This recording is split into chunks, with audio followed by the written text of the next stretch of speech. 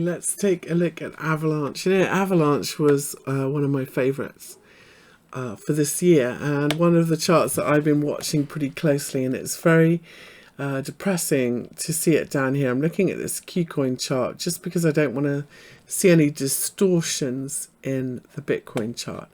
And so I'm looking at this correction. You know, initially I was looking for a head and shoulders here, as you know, and of course that didn't pan out. Didn't make the neckline, and I really kind of like to see them balanced, you know. It all got a bit uneven. So potentially what we have seen is a strong move and a three-wave back and then another leg higher. And we don't know, you know, when these start. Is this going to be a wave 1, wave 2, and we're going to see a strong wave 3, or is just, you know, just a three-wave ABC correction at this point? So it's a matter of when is this correction over, and when are we going up again? If I measure these swings and I look at where we are, we're not quite at the equal measured move, which would mean for me that I really want to see it back above this 61.8 level if that's what we're doing, and that would be 16.05. and so until then, either we hit this equal measured move and I buy it and we have a nice little, you know, ABC or a harmonic pattern or something going on here. Otherwise, we need to get above that 61.8, and it's not happening.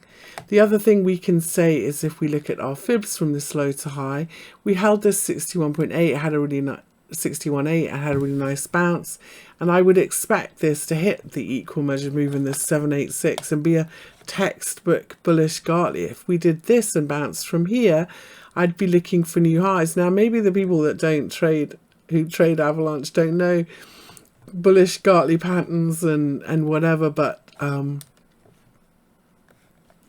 I just think when I look at this that it would be safer either to buy it here or above that 61.8 level, which is basically where the daily 200 moving average is. So for me, this is kind of no man's land. Not only that, but if we're going to do 5 waves down here, wave 2 probably here, and wave 4 can often be a sideways thing. So really we're just in a sideways range. We haven't regained the daily 20 moving average.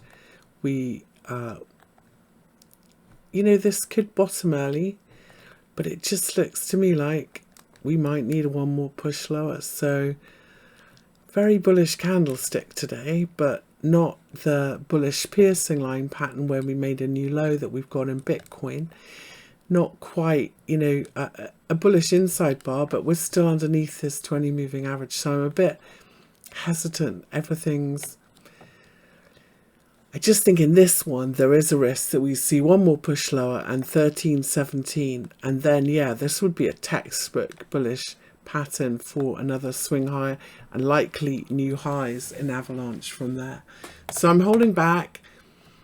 One of these two things will happen. Either we'll get back above this 200 moving average and then I'll look for the top of the channel, or we'll make a nice bottom 13.17. I'm going to put an alert here. So on that trend line. So when we tag that level, I'm going to create it. And I'm also going to push it up a bit because 786 fib levels are very sharp. You don't tend to break them or overshoot them. So I'd like to a little bit of an early warning there. I've got an early warning set up now. That's what I'm looking for in Avalanche anyway. For now, this is still going down, unfortunately.